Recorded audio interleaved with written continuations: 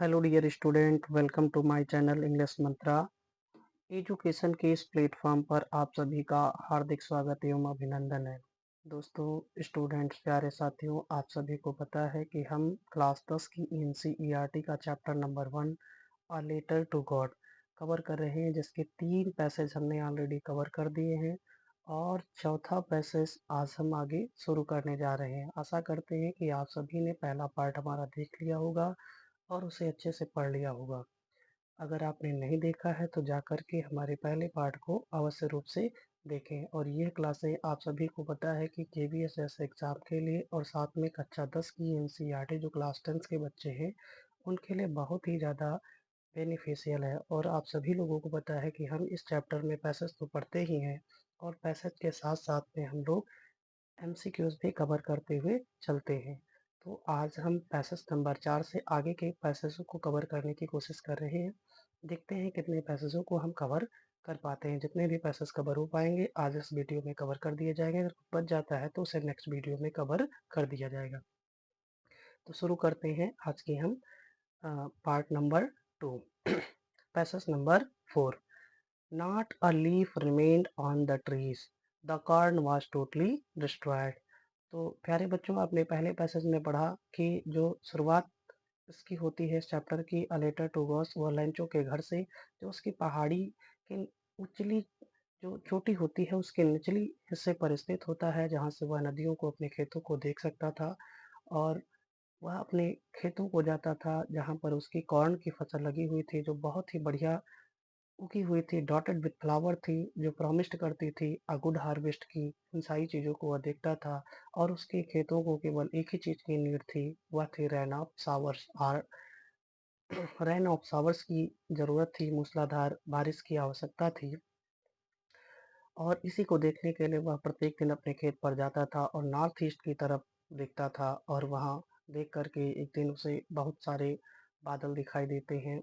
Huge mountain of clouds could be approaching दिखाई देते हैं। उन सारी चीज़ों को वो देखता है और अपनी पत्नी से जा कर के बोलता है कि श्रीमान, हमें हमारे खेतों को बारिश ज़रूर होगी, अर्थात हमारे खेतों को पानी मिल जाएगी। तो उसकी मैसेज भी देखती है तो कहती है कि भगवान ने चाहा तो हमारे खेतों को ज़रूर बारिश होगी। और शाम का समय होता है, उसके बड़े बच्चे खेतों में काम कर रहे होते थे और छोटे बच्चे वहीं पास पड़ोस में खेल रहे होते हैं। और इन सारी चीज़ों को देखते हुए, और शाम का समय होता है और उसी समय लेंचो प्रेडिक्ट कर देता है कि अब हमें बारिश होगी। और उसी समय बड़ी बड़ी बड़ी बूंदों में और छोटी छोटी बूंदों में बारिश होना शुरू हो जाती है, जिसको कंपेयर किया गया है बिग ड्रॉप्स ऑफ रेन को किससे किया गया था, 10 सेंट से किया गया था। और स्मॉलर वन जो थी उनको 5 सेंट से किया गया था। तो ये सारी चीज़ें आप देखते हैं, बड़ी बड़ी बूंदों के साथ बारिश होती है और फिर बहुत तेजी के साथ अचानक से मूसलाधार बारिश के साथ हेल स्टोन अर्थात ओलावृष्टि भी होना शुरू हो जाती है। और ओलावृष्टि होती है तो उसके खेत जो थे वह बुरी तरीके से कवर्ड विद स्नो और साल्ट, ये चीज़ बताई गई थी। उसके जो खेत थे वह पूरी तरीके से नष्ट हो जाते हैं और कवर्ड विद साल्ट, जैसे लग रहा है कि जिसको नमक से ढक दिया गया हो। तो यहाँ तक हमने पिछली वीडियो में देखा था। अब हम आगे पैसेज नंबर 4 पर देखना शुरू करते हैं। Not a leaf remained on the trees. जब वो ओलावृष्टि हुई तो नॉट अ लीफ, एक पत्ती भी रिमेंडेड नहीं बची थी ऑन द ट्रीज, पेड़ों पर। The corn was totally destroyed, और जो कॉर्न थी, जो उसकी फसल थी मक्के की, टोटली डिस्ट्रॉयड, पूरी तरीके से नष्ट हो चुकी थी। डिस्ट्रॉयड मीन्स नष्ट होना, रिमेंड मीन्स बचना। The flower were gone from the plants, और जो फूल थे वर्गॉन वह जा चुके थे फ्रॉम द प्लांट्स, पौधों से। जो भी पेड़ पौधे थे वहां से पत्ती, जितने भी फूल थे वह सब भी चले गए थे और पत्ती भी चली गई थी।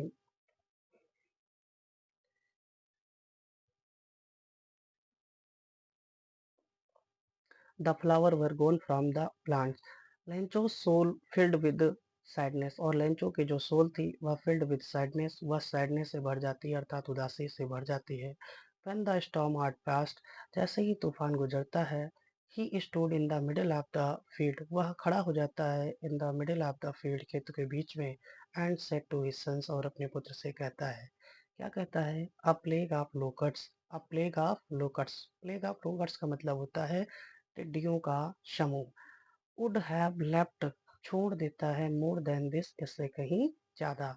तो वह लेंचो अपने खेतों के बीच में जाता है और अपने पुत्र से कहता है कि अ plague of locust would have left more than this, कि जो टिड्डियों का समूह होता है वह भी इससे ज़्यादा छोड़ देता है। The hill has left nothing, लेकिन इस हिल ने तो कुछ भी नहीं छोड़ा। This year we will have no corn, इस साल अब हमारे पास कोई फसल नहीं होगी। कॉर्न मीन्स फसल। That night was a sorrowful one, और जो रात थी was a sorrowful one। sorrowful one का मतलब होता है दुखी होना, वन का मतलब सारी रातों में से एक रात। यानी यह लंचों की सबसे सभी रातों में से सबसे दुखी रात थी। All our work for nothing, और जो हमारा सारा कार्य था फॉर नथिंग, वह सब बेकार हो गया, कुछ भी नहीं रहा। देयर इज नो वन, अब कोई भी नहीं है, हु कैन हेल्प अस, जो हमारी मदद कर सके। We all we will all go hungry this year, we will all, अब हम सब गो हंग्री दिस ईयर, इस साल हम भूखे रहेंगे। अब हम सबको इस साल भूखा रहना पड़ेगा। तो प्रिय बच्चों, प्यारे विद्यार्थियों, पैसेज नंबर 4 हमने आपको कवर कर दिया है। एक बार हम फिर से देख लेते हैं कि पैसेज नंबर 4 में हमने क्या देखा। पैसेज नंबर 4 में हमने देखा कि जब ओलावृष्टि हुई तो उसके पेड़ पौधों पर ना तो कोई पत्ती बची थी और ना ही कोई फूल बचे थे, सारे फूल झड़ चुके थे। और उसकी जो आत्मा थी वह दुख दुख से भर गई थी, और जैसे ही तूफान निकलता है वह खेत के बीच में खड़ा हो जाता है और अपने पुत्र से कहता है कि टिड्डियों का समूह आता है और वह भी इससे कहीं ज़्यादा छोड़ देता है, लेकिन ओलावृष्टि ने तो कुछ भी नहीं छोड़ा। अब इस साल हमारे पास कोई भी फसल नहीं होगी। अ, यह रात जो थी वह सबसे दुखी रात थी, और उसका जो भी सारा कार्य था वो सब बेकार हो चुका था। अब उसकी कोई मदद करने वाला नहीं था, और उसने सोचा कि अब हम सबको दुखी ही अ, इस साल भूखा ही रहना पड़ेगा। तो उम्मीद करते हैं आपको पैसेज नंबर 4 क्लियर हो गया होगा। अब पैसेज नंबर 5 पर चलते हैं। Passage number 5। But in the heart of all who lived in the solitary house, but लेकिन in the hearts of all, hearts of all का मतलब क्या होता है? हार्ट्स माने हृदय, ऑफ ऑल माने सभी के। हम सभी के हृदय में who lived in that solitary house, who lived जो रहते थे, in that solitary, solitary means होता है एकमात्र, हाउस माने घर, जो एकमात्र घर पर रहते थे। In the middle of the valley, जो घाटी के बीचों बीच में बना हुआ था, there was a single hope, उनकी केवल एकमात्र आशा थी, हेल्प फ्रॉम गॉड, वह भगवान से मदद की। यानी जो व्यक्ति उस एकमात्र घाटी पर रहते थे, जिनका घर घाटी के बीचों बीच में बना हुआ था, उनकी एकमात्र आशा थी कि ईश्वर से मदद, अर्थात भगवान से मदद। Don't be so upset, don't be so upset even though this seems like a total loss.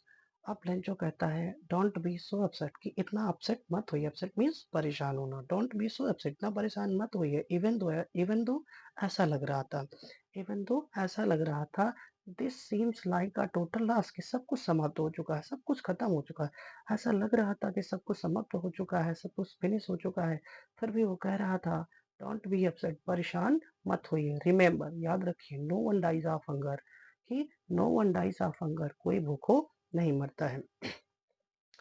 तो लेंचो ने एक फ्रेज इस्तेमाल, इस चैप्टर में फ्रेज इस्तेमाल किया गया है, no one dies of hunger. इसका मतलब क्या होता है? कोई भूखो नहीं मरता है, अर्थात भगवान ऐसा कहता है, भगवान में ऐसे विश्वास होता है कि कोई भी भूखो नहीं मरता है। और इसी सोच को शायद लेकर के लेंचो ने कहा अपने परिवार वालों से कि डोंट बी सो अपसेट, ना परेशान मत होइए, और याद रखिए कि कोई भी भूखो नहीं मरता है। और दैट्स व्हाट, और यही कारण है जैसे उन्होंने ऐसा कहा, यही कारण था कि उन्होंने ऐसा कहा कि no one dies of hunger, कोई भूख से नहीं मरता है। ऑल थ्रू द नाइट, सारी रात, लेंचो थॉट, लेंचो सोचता रहा, only of his one hope, only of his one hope, अपनी एक आशा के बारे में, द हेल्प ऑफ गॉड, भगवान से मदद। यानी सारी रात लेंचो जो है भगवान के मदद के बारे में ही सोचता रहा। Whose eyes, इसकी आंखें, as he had been instructed, जैसा कि उसकी आंखें इंस्ट्रक्ट कर रही थी, दिखाई दे रही थी, निर्देशित कर रही थी, सी एवरीथिंग, कि वह क्या कर रहा है? सब चीजों को देख रहा है। यानी उसने कहा, क्या कहा? कि जैसा कि उसकी आंखें हैं, जैसा कि इंस्ट्रक्ट किया जाता है, बताया जाता है कि भगवान सभी जगह पर देखता है। Even what is deep in one's conscious. और ये क्या होता है, हर किसी का कॉन्शियस होता है, अंतःकरण होता है। यानी जो बात उसने ऐसी कही, लेंचो ने कहा कि भगवान सभी जगहों पर देखता है, ये कैसी बात थी, ये इसमें उसका डीप डीप कॉन्शियस दिखाई देता था, गहरा अंतःकरण या आत्मकरण दिखाई देता था। कॉन्शियस का मतलब होता है अंतःकरण, अर्थात अंदर से विश्वास होना। Lencho was an ox of a man. Lencho क्या था, Lencho was an ox. Lencho एक ऑक्स ऑफ अ मैन का मतलब होता है कठिन परिश्रमी।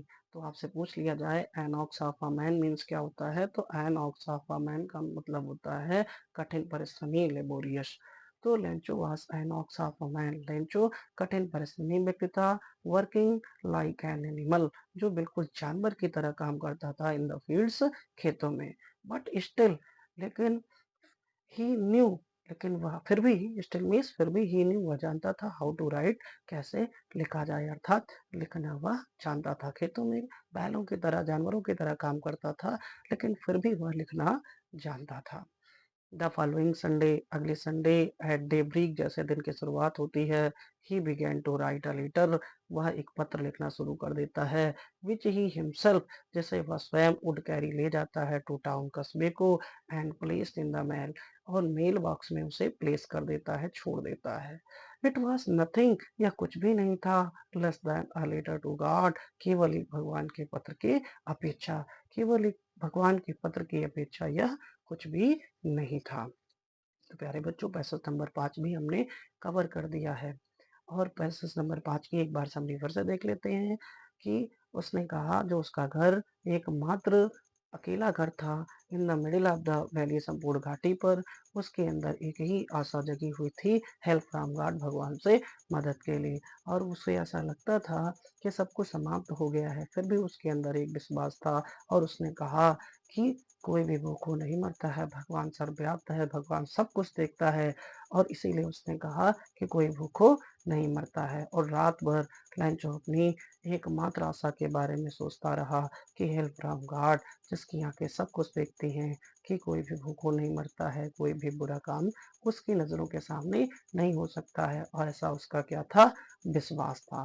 लंचो किसान किसान तो था ही, और बैलों की तरह अपने खेतों में काम करता था, लेकिन फिर भी उसे लिखना आता था। और जैसे ही अगले संडे संडे आता है, दिन की शुरुआत होती है, सुबह के समय वह पत्र लिखना शुरू कर देता है, और पत्र लिख करके वह मेल बॉक्स पर जाता है और उसे पोस्ट कर देता है।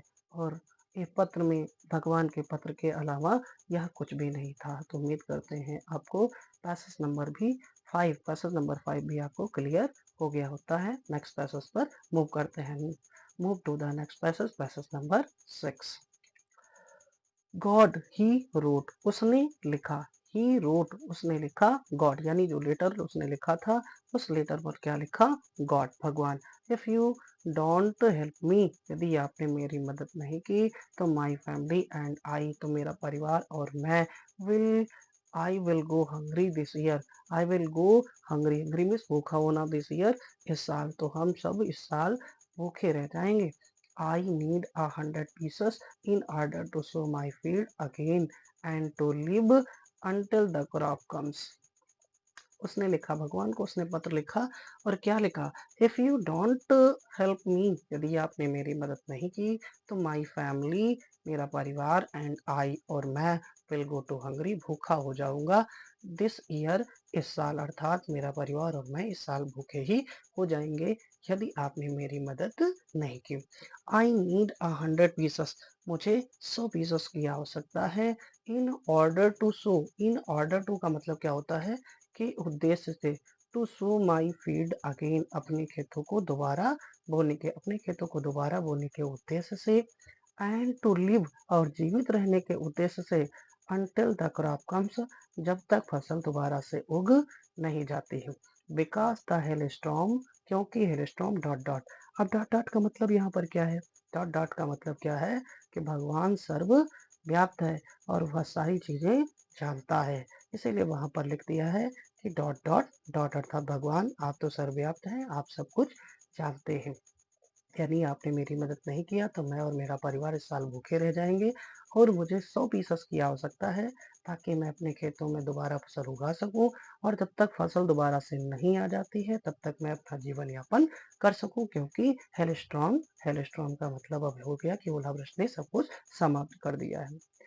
ही रोट टू गॉड, उसने लिखा टू गॉड भगवान को, ऑन द इनवलप, इनवलप लिफाफा, जो लिफाफा होता है उसके ऊपर लिख दिया टू गॉड अर्थात भगवान को, और पुट द लेटर इनसाइड, और इसी को लिख करके उसने इनसाइड, इनसाइड का मीन्स अंदर, यानी लिफाफे के अंदर उसने लेटर डाल दिया।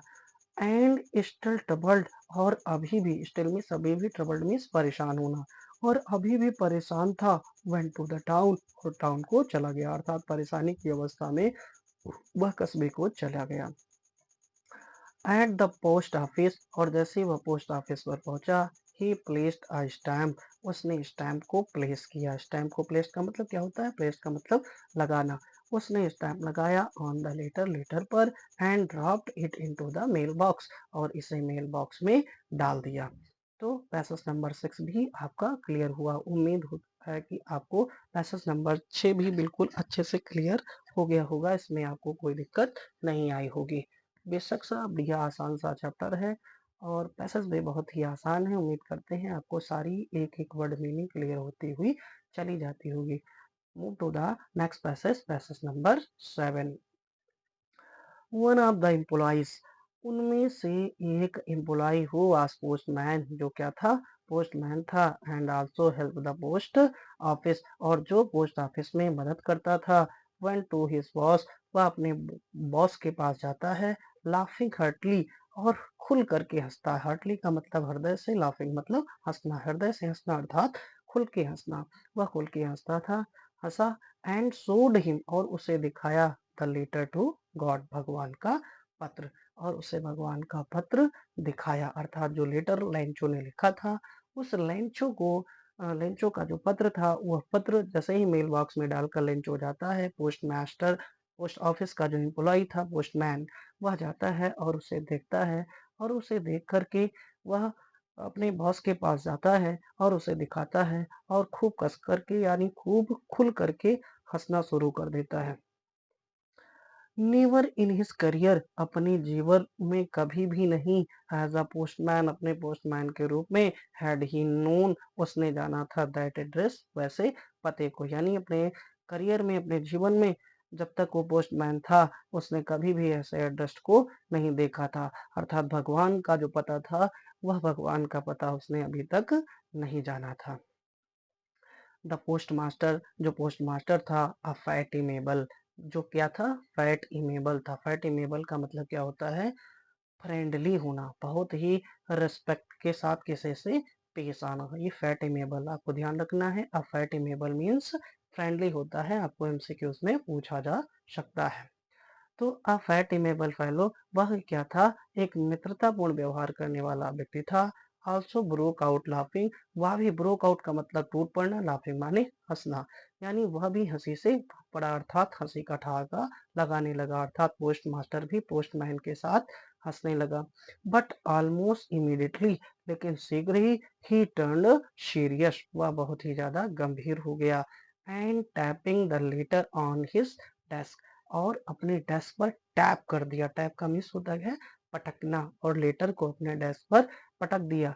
कमेंटेड, और आगे कमेंट किया, टिप्पणी किया। कमेंट मीन्स टिप्पणी करना। व्हाट फेथ, क्या विश्वास है। आई विश का मतलब क्या होता है? काश, मेरी इच्छा है कि काश मैं भी, आई हैड द फेथ, मेरे पास भी विश्वास होता, ऑफ द मैन, उस व्यक्ति की तरह, हु रोट दिस लेटर, जिसने इस पत्र को लिखा है। तो वो क्या कहता है? टैपिंग द लेटर, लेटर को अपने डेस्क पर पटकता हुआ कमेंट करता है, व्हाट फेथ, क्या विश्वास है। I wish I had the faith, मेरी इच्छा है कि मेरे पास भी ऐसा विश्वास होता, आप द मैन, उस व्यक्ति की तरह कैसे, हु रोट दिस लेटर, जिन्होंने इस पत्र को लिखा है। Starting up correspondence with God, जिसने करस्पॉन्डेंस शुरू कर दिया है विद गॉड, भगवान के साथ। करस्पॉन्डेंस का मतलब होता है पत्रकारिता। पत्रकारिता का मतलब क्या होता है? भगवान से पत्र लिखना और उससे संदेश प्राप्त करना। तो उम्मीद करते हैं आपको पैसेज नंबर 8 भी क्लियर हो गया होगा। तो प्रिय दोस्तों, प्रिय छात्रों, आज की वीडियो में हम इतना ही कवर करेंगे। अगर आपको ये वीडियो पसंद आ रही हो, आपको ये वीडियो लेक्चर अच्छा लग रहा हो, तो प्लीज़ लाइक एंड कमेंट करिए और हमारे इस चैनल को सब्सक्राइब ज़रूर करिए। तो thanks to all of you and most welcome once again. आप दोबारा से फिर से हमारे इस वीडियो चैनल पर विजिट करिएगा। अभी भी कुछ पार्ट बचे हुए हैं, कुछ पैसेज बचे हुए हैं, उन पैसेजों को हम नेक्स्ट वीडियो में कवर कर देने वाले हैं। तो thanks to all of you. Please like and subscribe my channel. Okay, thanks.